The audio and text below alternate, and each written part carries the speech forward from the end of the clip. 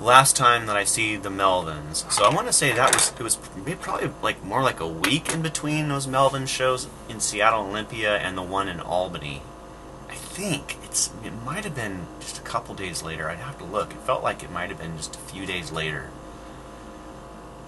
I felt like, okay, this is exciting. I get to finally see Kurt, since I think it was December of 91 was the last time that I talked to Kurt. I talked to Chris, like I said in the last video. It seemed like there was something in between making it hard for Kurt to be able to be in touch. It's almost like I don't even know if he knew. I've heard this from reliable sources that Kurt was being held back from having contact with old friends. You guys have probably heard that, and it seems like I've even heard that in a film or something. I mean, you know, it's in history. But I didn't know that at that time. I was like, what the fuck, man? you know? But of course, how I am, instead of getting upset or anything like that, I just knew that, somehow eventually I'd get to talk to Kurt again, and we'd become, I really felt like if I got to talk to him again at this point,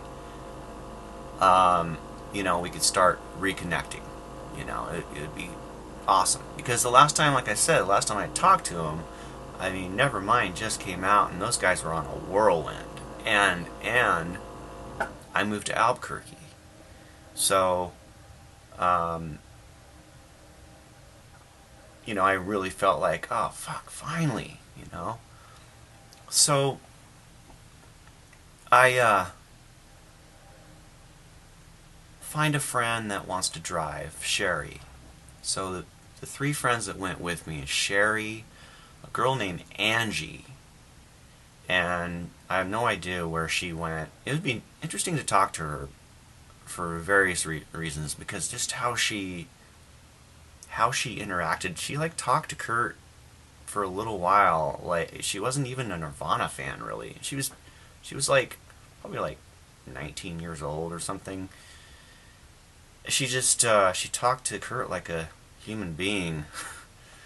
But this is what happened. So we roll down there, friend Janie, Sherry, and Angie. And on the way down, the car, what seems like it broke down. It stopped running, but then it started again. So I think it was a stuck float. I think that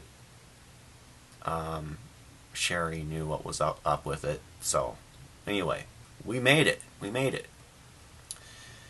Get down there. I had to flag down Dale. Dale gets me in touch with Chris. Chris puts me on the guest list. We all get in. Watch the whole show. And then when the show was done, I had put the backstage sticker on my jacket or something. I'm guessing somebody stole it because it was gone. At one point, it was gone. I was like dumbfounded. But that wasn't that big of a deal for me. I realized, I was like, talking to the right person, I'm gonna get back there. So everybody left. Janie was already on it. She talked to a security person and told them that I had a pass and it got stolen off of my jacket or whatever, and she talked to him. Then she got a hold of me, she flagged me down. I talked to him. I said, look, just go back there, say John Perky's out here and just wants to come back and say hi. He did that, and I got to go back. So I went back by myself first. So this is that show in Albany, Oregon, December 14th, 1993. So I go back by myself, and I remember the look on Kurt's face was like, you know, everything was okay.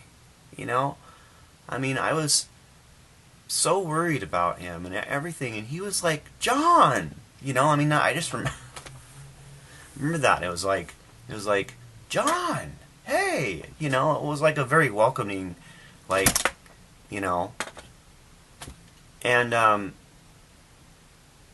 sat down next to him, and there was a couch, and there was a coffee table. God, I'm getting emotional.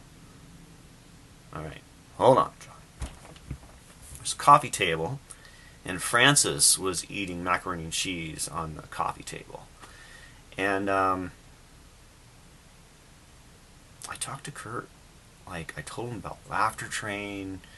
And Laughter Train, the band that I was in, the guitarist left-handed, and he played it acoustic through a Marshall half stack.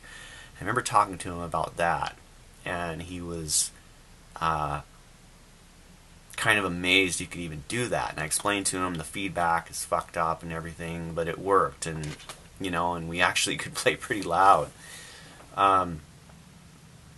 And we talked about Francis Farmer.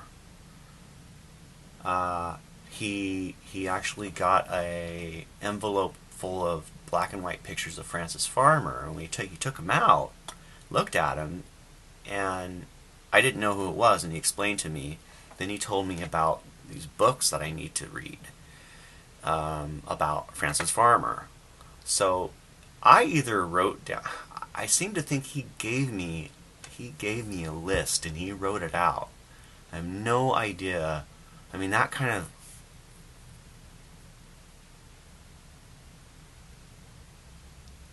Okay, anyway. I had a list of. There's 2 books. There's the biography, I don't remember about Francis Farmer, then the autobiography. Those are the books that he told me about I should read. And I did read them when I got home. Anyway, so what else did we talk about? We talked about my living situation, his living situation, and that's what led to exchanging phone numbers. And I don't know if I could remember my phone number at that point. I probably was like, can I call you? You know, can I get a hold of you? And that's when he gave me the 2 phone numbers, the name, Michael Mijel or whatever, and he told me that he was in the process of moving or relocating from Carnation to Seattle. See, when he told me, at that point it didn't really make sense if it was from Seattle to Carnation or from Carnation to Seattle. But I think it was from Carnation to Seattle was what it sounded like. That was like the, you know, but anyway, that was his living situation. And there was one point when he asked me where I was living, and I said, well, I'm currently living in a closet for $50 a month in this house, and he said something to the extent of like, oh, you want to trade? You know, and I thought that was kind of funny. But, okay, what else did we talk about? I got in kind of a spiritual conversation with him on how I felt like his music relates to people. Like, it's not just the words and the sound, but it's the feeling that comes through the music, and people really can relate in a sense to that. And that's, you know, I was trying to explain like this kind of give and take thing, and we started to get into a conversation about that a little bit. At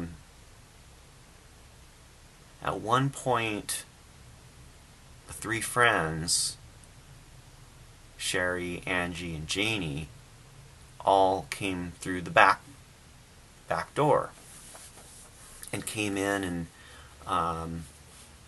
then hung out with us also. Let's see how much time I have left on here.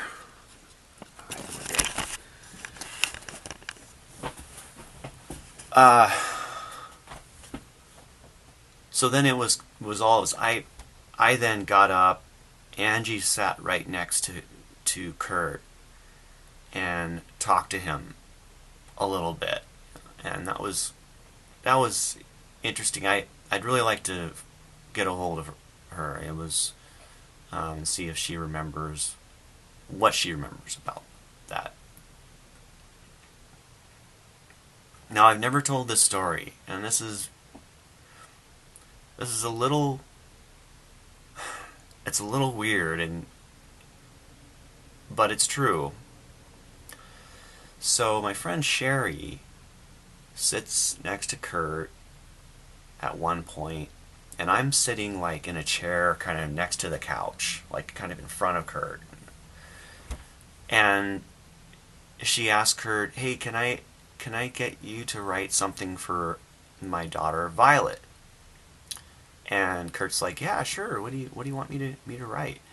And she tells him something, and he writes it out, and then she goes to tell him the story about her daughter, and her daughter was pretty young, like 6 or something, and she said, Sherry said to Kurt, "So this is it's a little just disturbing, but my daughter, her favorite song is 'Rape Me,' and she dances around when I'm playing the song, and she dances around in the living room and sings 'Rape Me.'" And Kurt looked horrified. And I remember like watching that conversation, and I'm like horrified because Sherry is telling him like it was a little horrifying, but you know, that she's doing this, and it seemed like kind of fucked up in a sense, but not, you know, it's like, so yeah, that was